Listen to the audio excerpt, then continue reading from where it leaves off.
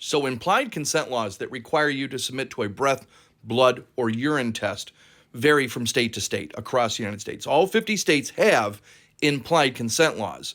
Implied consent laws, after an arrest, trigger either criminal or civil obligations where you might lose your driver's license or face additional criminal penalties if you refuse following a lawful arrest for drunk driving. But is it always used? And the short answer to that is no, not always. And this came up in a recent case. We were, looking to see if my client had refused.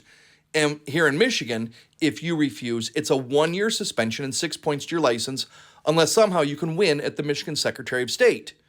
Well, in this particular case, there had been an accident and there were some injuries, and the person was never read any sort of implied consent warnings, or what we call in Michigan, chemical test rights. Never given an opportunity to refuse the test. Instead, a forced blood draw was conducted pursuant to a search warrant. A search warrant under the Fourth Amendment is the default. You see, implied consent is really just a fancy way of saying consent.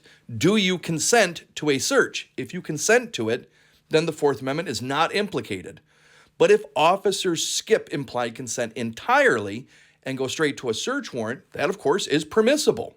It's just like searching a house or bank records or a vehicle. If an officer has a search warrant, you have to submit to the search. And of course, this might be different in different states and how they apply this, but if you try to resist an officer's execution of a lawfully promulgated search warrant, you can then be charged with a felony of resisting and obstructing.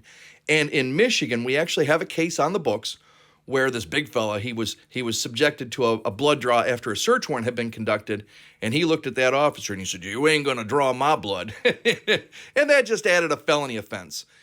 It's kind of like this. The Grateful Dead in that song from years ago said, "If you got a warrant, I guess you're gonna come in." If they've got a warrant, you have to comply with that search warrant. Otherwise, you face additional penalties. And in Michigan, it's a potential felony.